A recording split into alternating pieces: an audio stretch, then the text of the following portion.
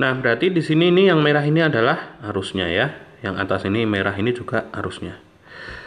Nah, jadi itu aturannya hukum Faraday dan hukum Lenz. Jadi hukum Faraday itu mengatur berapa sih besarnya GGL supaya bisa menghasilkan arus ini, yaitu dihitung dengan menggunakan hukum Faraday yang ada di sini, ya, GGL-nya ini.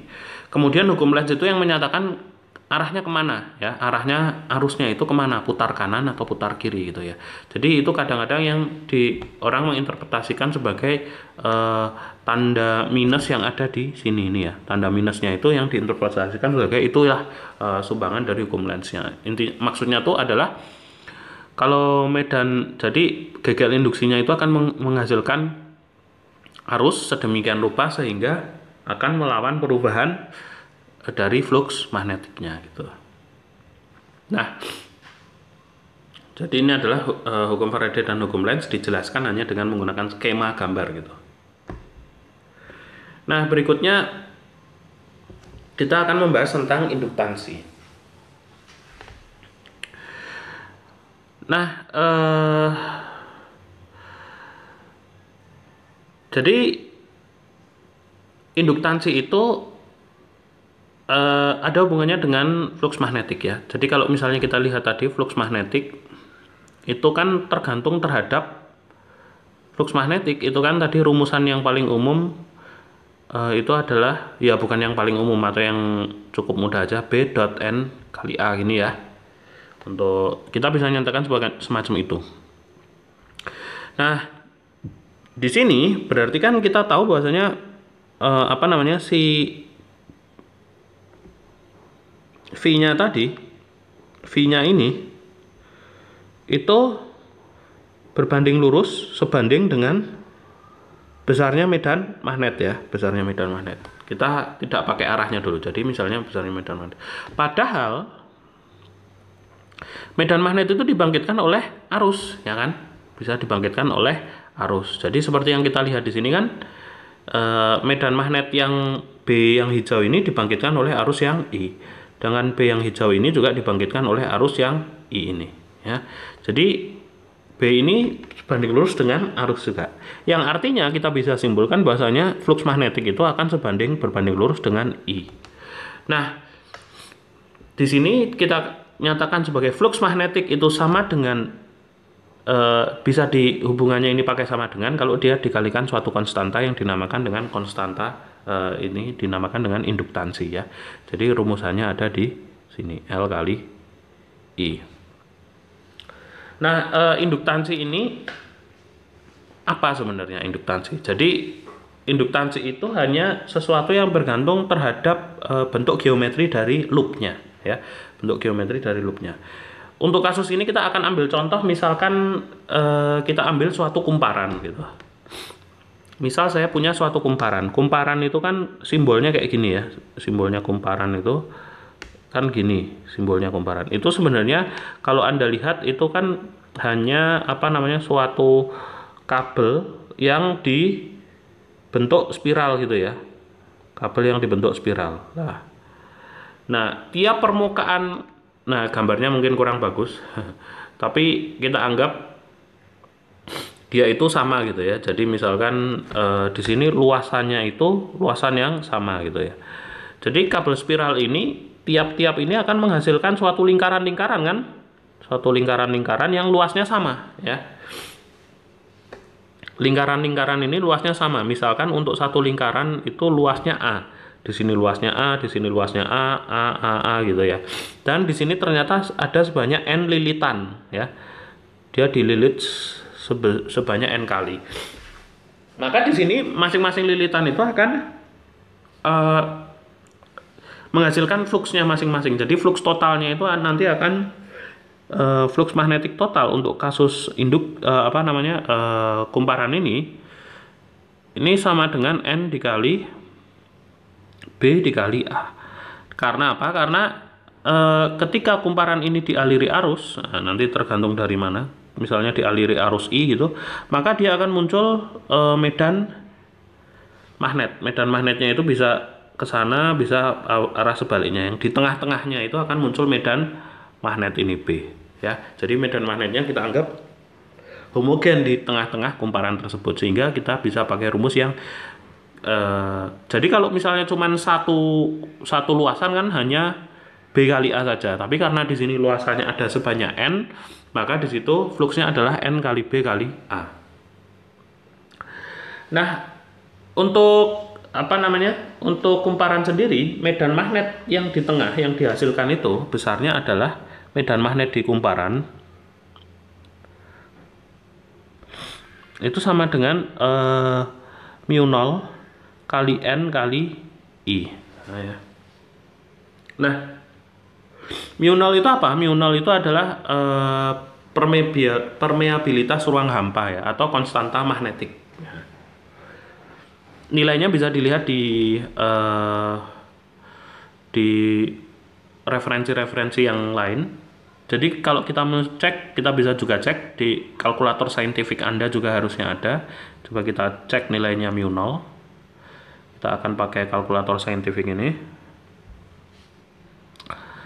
Kita mau cari tahu konstanta magnetik atau permeabilitas ruang hampa. Jadi kita cari simbol mu 0. Nah, mu 0 ini di sini ya, nilainya bisa Anda lihat magnetic constant. Jadi magnetic constant Anda lihat mu 0 yang ada di sini itu nilainya adalah 1,256 sekian kali 10 pangkat min 6 gitu ya. Jadi yang ini adalah magnetic constant ya, itu dia.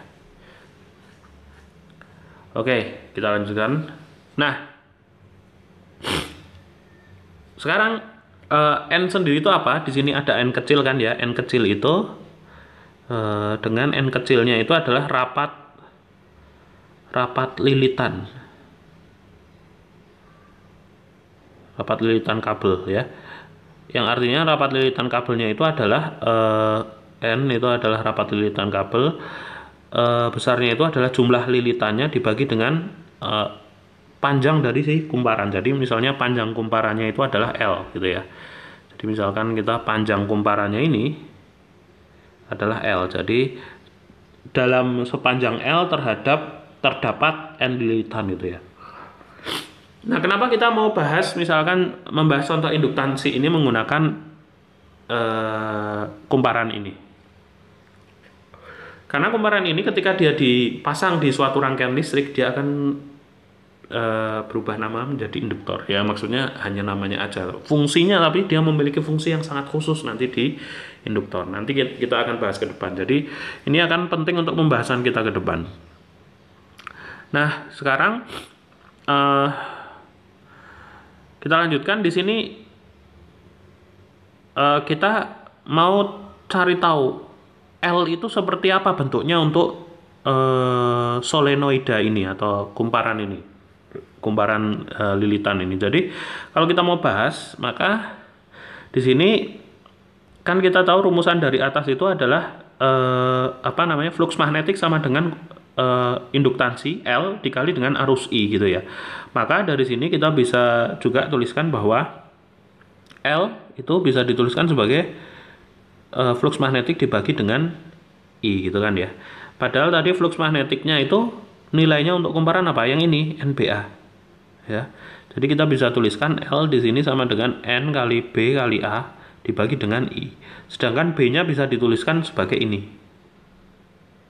B yang ada di kumparan itu adalah mu 0 N kali I. Jadi L-nya bisa ditulis sebagai di sini N, mu 0 di sini N kali I ya, dikali A dibagi dengan I gitu. Jadi I-nya nanti dicoret. Nah, biasanya kalau orang mau bawa dia dalam bentuk standar, maka di sini L-nya itu bisa dituliskan sebagai N ini nanti dikali L baru, kan nggak ada L ya yang rumusan asalnya, tapi di sini dibagi L lagi sehingga dia kayak sama aja gitu, nggak diapa-apain.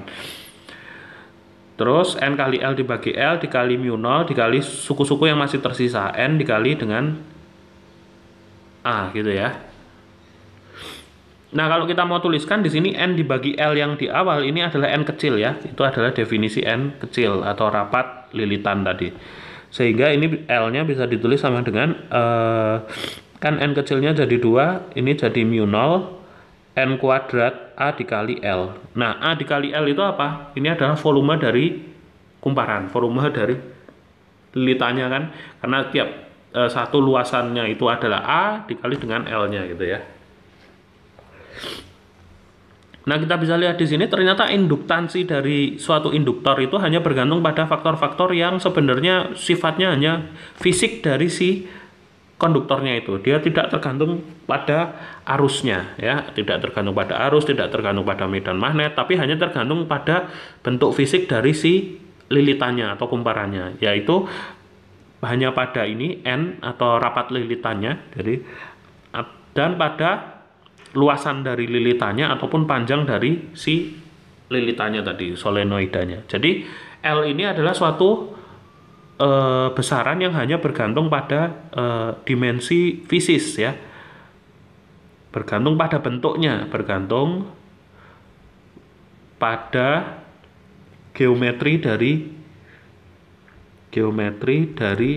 geometrinya dalam tanda kutip, karena dia nggak cuma geometri, nggak cuma luas, nggak cuma panjang, tapi juga termasuk rapat lilitannya. Bergantung pada geometri dari kumparan ya. Jadi sesuatu yang sangat fisik gitu, sesuatu yang sangat fisik dari si kumparannya itu ya. Oke, next.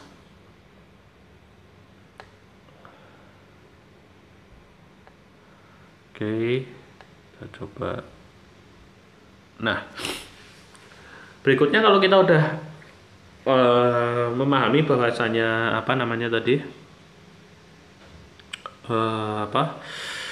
oh ya, kita akan bahas sebelumnya tentang bentuk dari hukum Faraday ketika kita gunakan flux magnetiknya itu dengan ini. Tadi kan kalau hukum Faraday kita tahu epsilon atau GGL induksi sama dengan d Vm per dt ya, minus ya, itu ya. Jadi sekarang Vm sama dengan atau flux magnetik sama dengan L kali I ya. Jadi kita akan bahas lebih detail di sini. Ini adalah hukum Faraday. Hukum Faraday tadi yang menyatakan besarnya berapa gaya gerak listrik ketika ada perubahan flux magnetik pada suatu loop. Jadi GGL induksi sama dengan minus D flux magnetik dibagi dengan perubahan waktu ya. Padahal menurut tadi kita tahu bahwasanya ternyata flux magnetik bisa dituliskan sebagai induktansi dikali dengan arus gitu kan. Nah, induktansi itu hanya bergantung pada bentuk geometri atau sifat fisik lilitan gitu ya dari si kumparannya itu. Sehingga kalau kita karena ini berarti kan ini suatu konstanta, L itu adalah suatu konstanta. Kita anggap fisik dari si lilitannya tidak berubah, jadi ini konstanta. Yang berubah hanya bisa apa I-nya gitu ya. Sehingga kalau kita misal mau tuliskan, kita substitusi ke situ, maka kita dapatkan rumusan alternatifnya. GGL induksi bisa dituliskan sebagai minus L dI per dt itu ya. Ini adalah bentuk dari rumusan untuk GGL induksi. Jadi kita bisa pakai dua tergantung.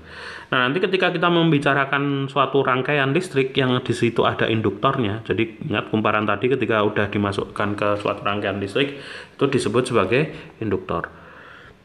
Maka kita akan pakai rumusan yang kedua ini ya, yang ada faktor induktansi dari suatu kumparan.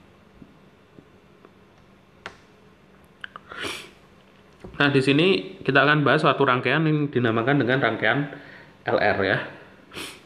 Jadi misal kita gambarkan di sini suatu rangkaian listrik.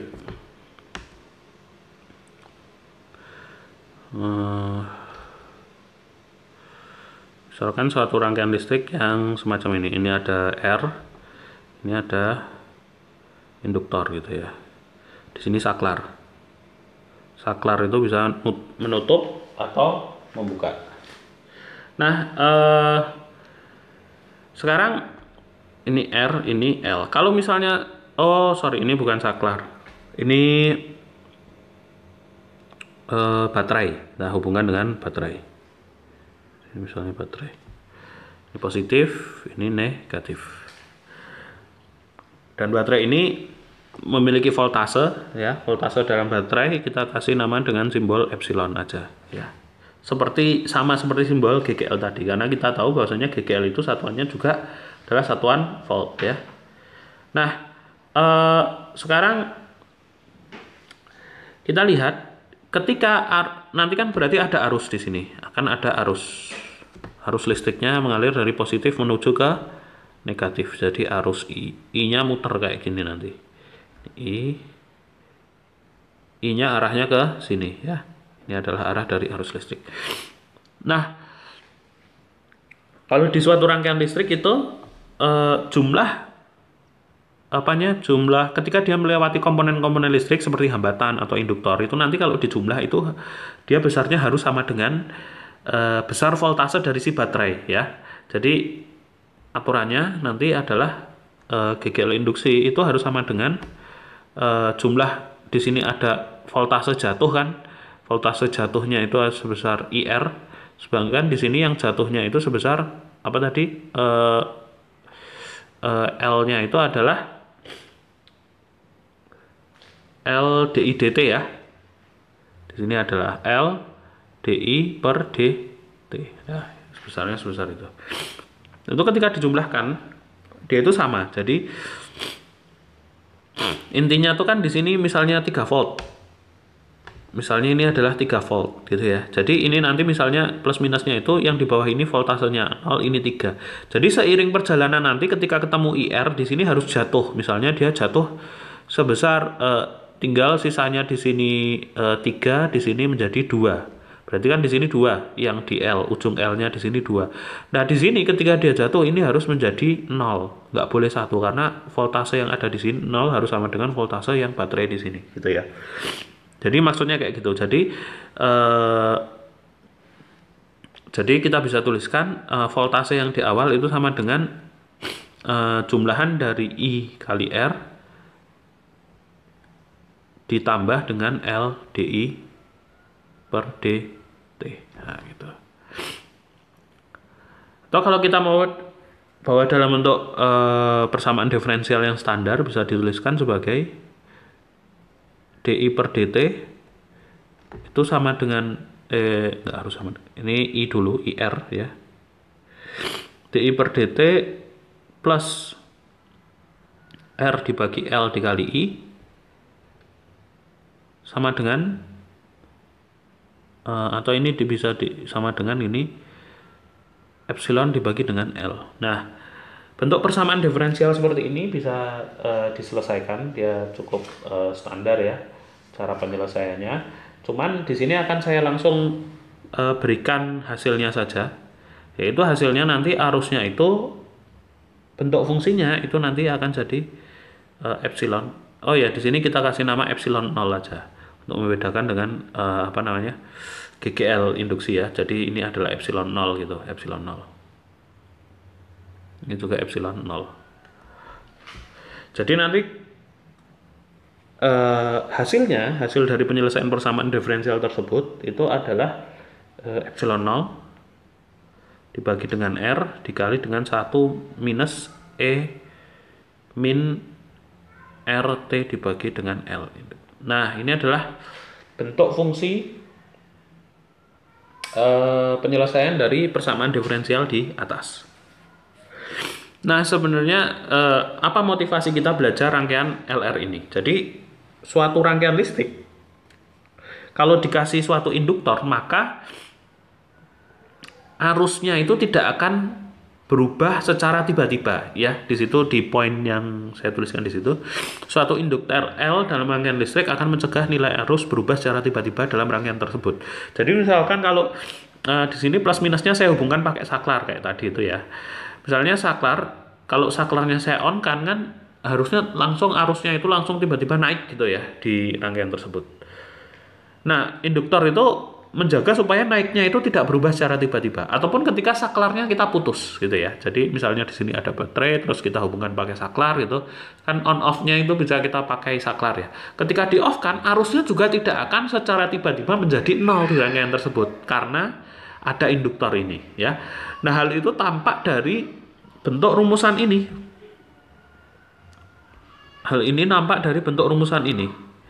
Nampaknya lagi adalah ketika kalau kita grafikkan ya. Misalnya kita mau grafikkan fungsi tersebut, maka bentuk grafiknya itu akan jadi kayak gini. Grafik I terhadap T gitu ya. Ini arusnya. Maka bentuk grafiknya nanti sekarang kita perhatikan. Kalau semakin lama, jadi misalnya saya punya saklar nih. Jadi kasusnya mungkin kita lihat di gambarnya dulu nih.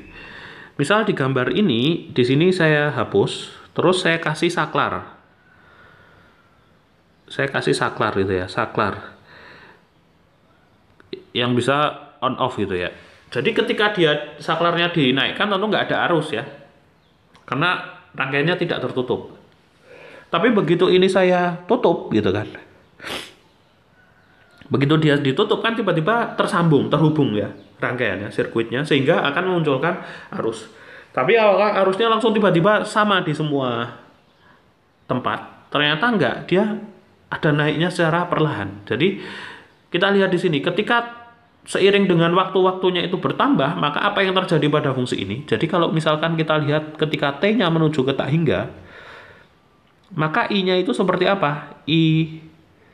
T menuju tak hingga itu seperti apa? Nah, di sini kita bisa lihat, maka di sini itu sama dengan epsilon 0 per R, gitu kan?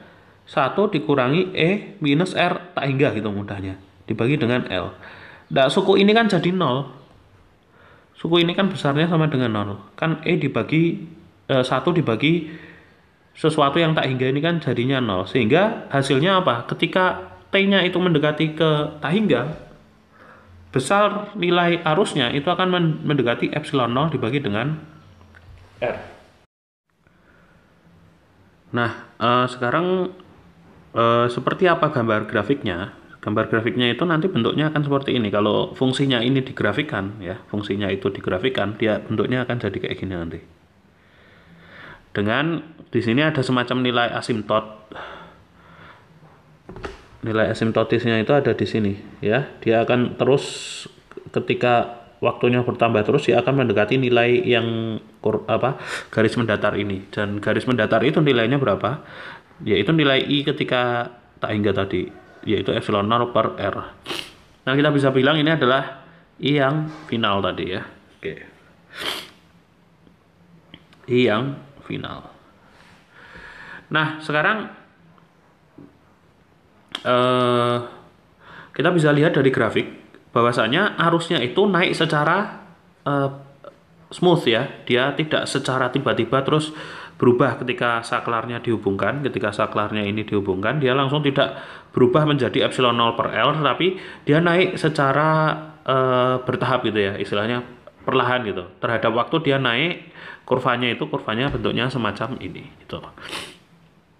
Nah, sekarang gimana kalau misalnya tiba-tiba baterainya saya copot, tapi masih saya hubungkan gitu ya. Jadi ketika baterainya misalnya udah full nih, arusnya udah mendekati arus yang tunak, misalnya arusnya sudah mendekati arus yang tunak ya. Misal arus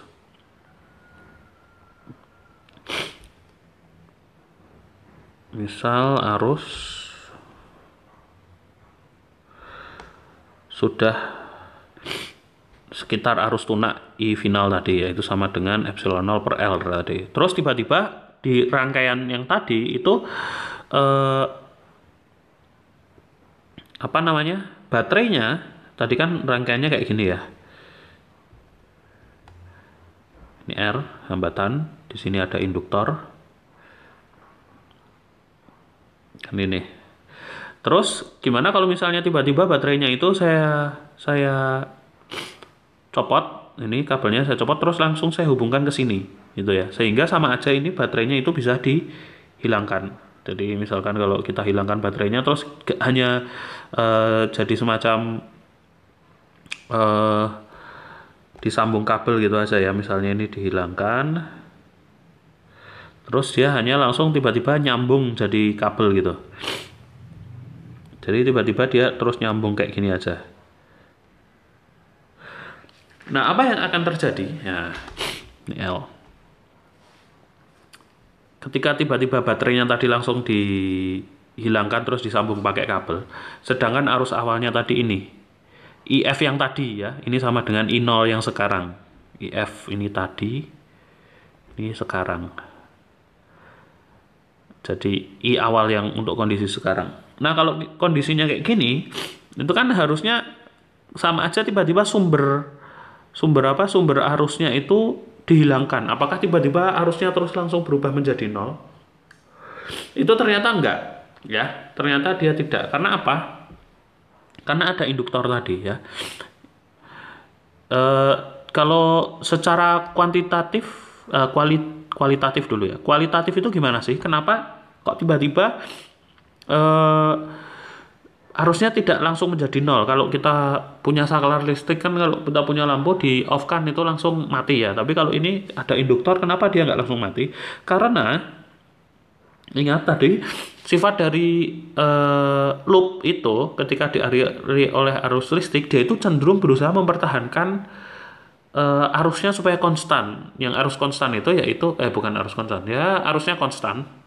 Kalau ini kan tadinya arusnya konstan ya, lebih tepatnya fluxnya konstan ya. Ketika arus yang mengalir di situ berubah, tentu saja fluxnya akan berubah. Nah, perubahan tadi akan dilawan oleh si induktor tadi ya, akan dilawan oleh si induktor menggunakan hukum Faraday, sehingga perubahannya tadi akan menahan perubahan arus yang terjadi secara tiba-tiba, karena si induktor akan bereaksi berlawanan terhadap perubahan yang tiba-tiba tersebut, gitu ya. Nah, sekarang cara matematika ini analisanya seperti apa? Jadi analisanya tadi misalnya IF yang tadi terus baterainya kita hilangkan. Berarti kita lihat persamaan yang ada di sini, persamaan diferensial. Persamaan diferensial ini kita akan kehilangan suku yang epsilon 0 ya. Epsilon 0-nya ini tiba-tiba jadi hilang ya. Ini hilang terus. Ya, misalnya ini terus jadi hilang gitu kan. Kalau itu hilang, maka persamaannya menjadi dI per dt plus R per L kali I 0 gitu. Nah, kalau kayak gini, ini kita kembali lagi bertemu dengan suatu persamaan diferensial yang solusinya, langsung saja saya tulis solusinya. I sebagai fungsi waktunya nanti adalah I0 atau I awal dikalikan dengan eksponen dari minus RT dibagi dengan L gitu ya. Jadi ini adalah solusi dari persamaan diferensial kita yang di atas ya. Ini adalah solusinya. Nah, sekarang kita lihat gambarnya seperti apa. Kalau kita mau plot fungsi tersebut ya, ini T, ini I, jadi nanti bentuknya akan jadi seperti ini plotnya.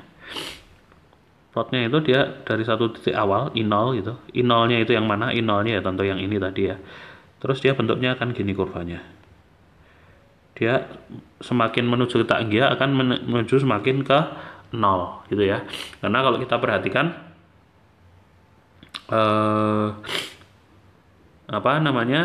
ketika E min RT itu per L itu T-nya itu mendekati tak hingga, maka nilainya akan mendekati 1 gitu ya. Min R tak hingga L gitu. Akan mendekati 0 bukan 1. Ini akan mendekati 0. Jadi 0 gitu ya. Jadi semakin waktunya berjalan maka arusnya akan menjadi 0 gitu ya. Jadi dia tidak tiba-tiba langsung menjadi 0 karena tadi si induktornya itu akan melawan perubahannya. Lain dengan misalnya kalau kita bayangkan kalau ada suatu saklar, ada harus menyalakan suatu alat listrik, terus kita cabut, tiba-tiba kan dia langsung mati. Ternyata perubahannya itu tidak seketika, ada prosesnya gitu. Kemudian, nah berikutnya kita akan membahas tentang energi magnetik. Nah, kita akan membahas, kita khususkan energi magnetik ini menggunakan contoh kasus yang khusus, yaitu menggunakan induktor tadi ya. Jadi kita tahu tadi bahwasanya di dalam suatu rangkaian listrik yang menggunakan induktor kita punya persamaan yang bentuknya adalah epsilon 0 sama dengan eh, I kali R plus L dI per dt. Nah, kan kita punya kayak gini ya. Nah, sekarang kita tahu bahwasanya kalau kita ingin dapatkan daya di dalam rumusan listrik, daya itu P atau satuan ukuran energi yang terdisipasi dalam satuan waktu, itu kita bisa dapatkan voltase kali I. Ini kan biasanya untuk arus yang searah ya. Ya ini masih searah juga sih. Tapi tadi voltasenya kita pakai simbol epsilon 0 gitu ya. Voltase dari baterai. Maka ini bisa dituliskan juga sebagai epsilon 0 I. Jadi daya ini kan energi perubahan energi per satuan waktu ya. Nah, nanti kita akan menggunakan atau kalau dalam infinitesimal ya bisa ditulis dE per dt gitu. Nah, kita akan menggunakan rumusan daya ini untuk mengetahui seperti apa sih energi magnetik gitu ya.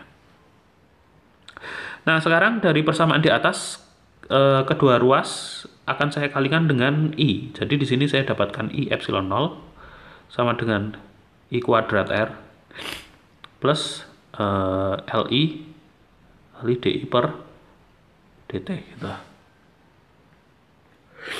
Nah, kalau kita lihat di sini kita bisa analisa suku per suku. Ini adalah daya total ya, daya total dari baterai. Daya total baterai itu jumlahan dari daya total yang didisipasikan oleh hambatan R ya. Sedangkan di sini adalah daya yang daya yang didisipasikan atau daya dari induktor.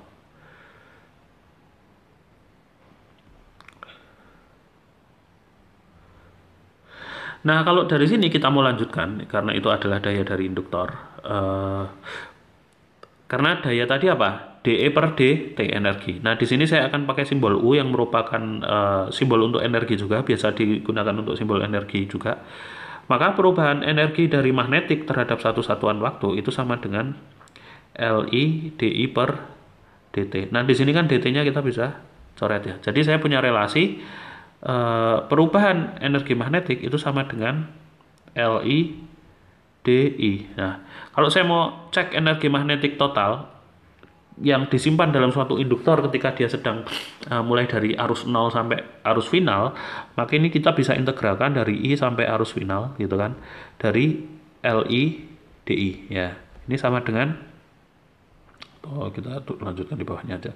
Maka U magnetiknya itu sama dengan setengah LI final dikuadratkan.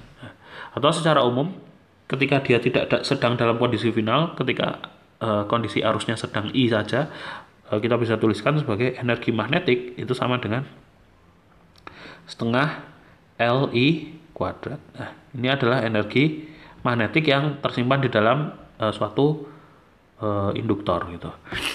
Nah, sekarang saya bisa nyatakan dia dalam bentuk besaran medan magnet. Misalkan kita ambil contoh kasus kumparan. Ya karena kita pakai induktor tadi ya memang kasusnya kumparan ya. Jadi kita kan udah punya nilai L dalam untuk suatu kumparan ya. Nilai L untuk suatu kumparan itu kita bisa cek di awal tadi. Nilai L-nya mana? Nah ini nilai L-nya kan yang ini. Ya, ini adalah nilai L-nya. Mu0 N kuadrat A kali L.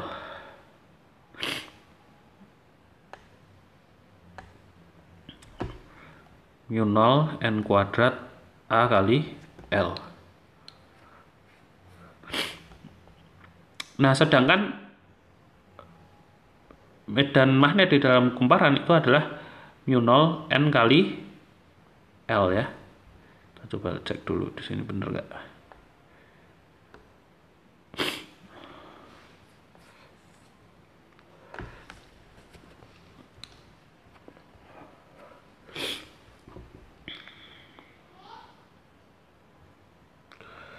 Oke, Jadi di sini tadi mu 0 Ni, sorry, bukan NL, N kali I ya, gini.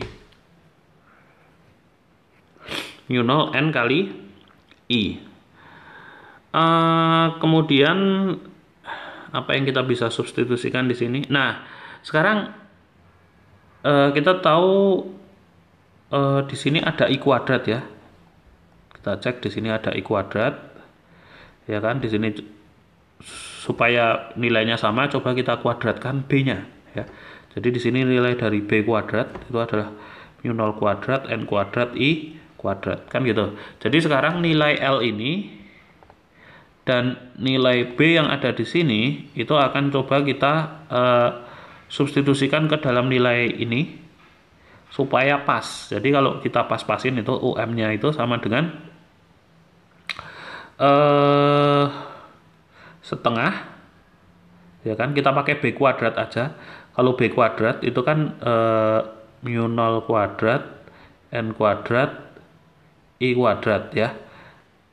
Terus di sini kan tapi L itu kan mu 0-nya cuma 1. Jadi di sini kita bagi pakai mu 0 supaya jadi mu 0 supaya jadi seperti yang di atas ini. Mu 0-nya kan cuma pangkat 1 ya. Tapi N-nya kuadrat masih ada A kali L. A kali L ya. Nah, sedangkan yang atas ini tadi apa? Yang atas ini tadi kan B kuadrat. Jadi ini UM-nya bisa kita tuliskan sebagai setengah B kuadrat per mu 0 dikali A kali L. Nah, ini adalah muat jumlah energi total yang disimpan dalam suatu induktor yang memiliki volume A kali L gitu ya. Nah, kalau kita mau cari tahu energi per satu satuan volume, tentu kita bagi volumenya. Jadi di sini misalnya itu simbolnya adalah eta, energi per satu satuan volume adalah UM dibagi dengan volume atau energi magnetik total dibagi dengan volumenya. Maka kita dapatkan rapat energi magnet itu sebesar B kuadrat dibagi dengan 2 mu 0. Nah, sekarang ini adalah sebuah rumusan yang menarik. Jadi di sini cuman kita dapatkan rumusan untuk B ya, energi, rapat energi, tapi hanya ada besaran B-nya. Yang artinya apa? Setiap kalau kita punya suatu ruang yang dipenuhi oleh medan magnet, maka di dalam ruang tersebut terdapat rapat energi ya. Jadi medan magnet itu juga membawa energi. Nah, rapat energi persatuan volumenya itu adalah besarnya sebesar B kuadrat per 2 mu 0. Nah, itu merupakan hasil yang cukup menarik. Jadi ternyata medan magnet itu juga membawa energi, medan listrik juga membawa energi. Jadi ketika kita dan sedang kita tahu bahkan hampir tidak ada tempat kalau tidak didesain khusus itu pasti selalu terpapar oleh medan elektromagnet ya. Medan elektromagnet yang paling gampang adalah cahaya ya, cahaya ataupun sinyal radio, sinyal televisi, sinyal HP dan lain sebagainya ya. Jadi ternyata mereka itu membawa energi juga di dalam ruang, dan rapat energinya itu adalah kalau untuk bagian medan magnetnya saja itu adalah B kuadrat per 2 mu 0. Nah, oke, sekian saja yang bisa saya sampaikan untuk materi tentang induksi magnetik. Kita akan bertemu di kuliah selanjutnya. Wassalamualaikum warahmatullahi wabarakatuh.